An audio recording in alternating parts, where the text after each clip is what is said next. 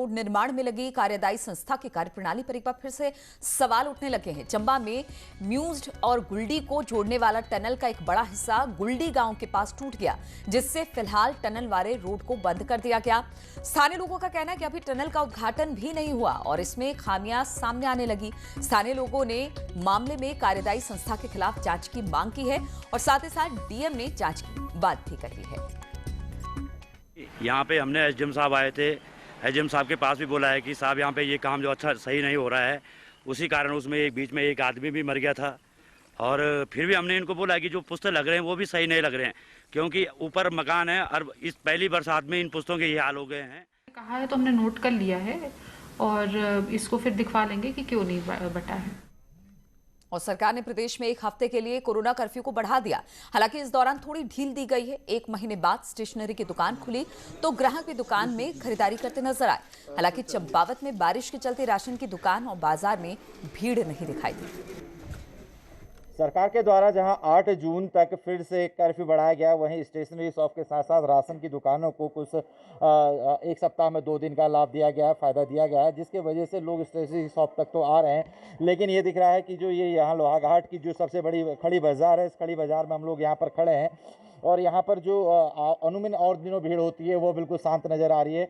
और जो व्यापारी हैं वो लोग भी इस तरीके की मांग कर रहे हैं कि यहाँ पर जो दुकानें हैं वो खुलनी चाहिए या फिर बंद रहनी चाहिए। कर्फ्यू को लेकर क्या कहना है व्यापारियों का, इसको लेकर हम बात करने जा रहे हैं। क्या कहते हैं वैसे, क्या आपको लग रहा है? सरकार ने हमें और व्यापारियों को भी ढील देनी चाहिए, क्योंकि यहाँ से व्यापार बहुत पूर्ण रूप से बहुत ख़राब स्थिति में यहाँ पर व्यापारी रह रहे हैं। क्योंकि जिस तरह से स्टेशनरी राशन की दुकानें खुली हैं, एक आध और दुकानों को भी उन्होंने यहाँ पर खोलना चाहिए, क्योंकि व्यापारी खुद सतर्क है, खुद उसको अपनी सुरक्षा और अपने कस्टमरों की सुरक्षा चाहता है। व्यापारी खुद अपनी और अपने कस्टमरों की सुरक्षा चाहता है, लिहाजा लंबा समय कर्फ्यू का हो चुका है। इसलिए व्यापारियों की मांग है कि अगला जो सप्ताह हो उसमें ये कर्फ्यू में ढील दी जाए और उनकी दुकानें खोली जाएं। कमलेश भट्ट, न्यूज़ 18, चंपावत।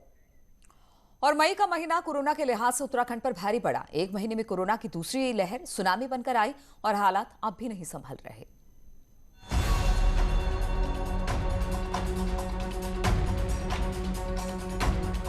उत्तराखंड में इस बार मई का महीना मौत का महीना बनकर आया है।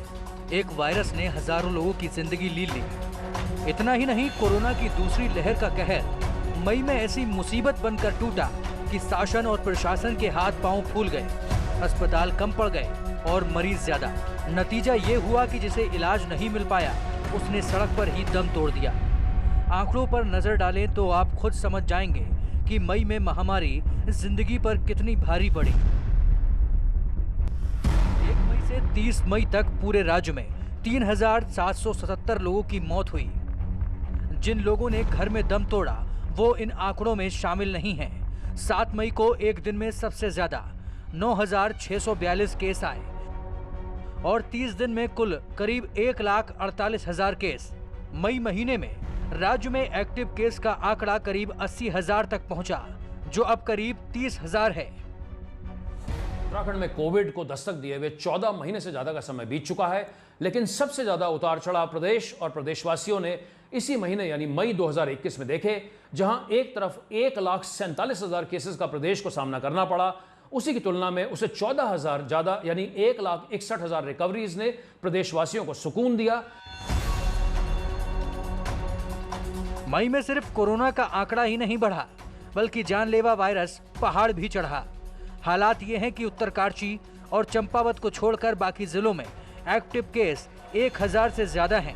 मैदानी जिले देहरादून में जहां 55 कंटेनमेंट जोन हैं, तो उत्तरकाशी में 60 कंटेनमेंट जोन हैं।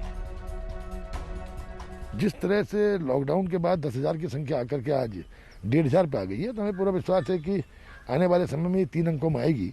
ने सरकारों की पोल खोलने का काम किया। दूसरी लहर में कोई तैयारी सरकार के स्तर पर नहीं थी। आप देख लीजिए, आपके सामने हर चीज है। ना ऑक्सीजन बेड थे, ना आईसीयू था, ना रेमडेसिविर इंजेक्शन थे, और जो कोरोना की महामारी के लिए आवश्यक चीजें थी उसमें काला बाजारी थी।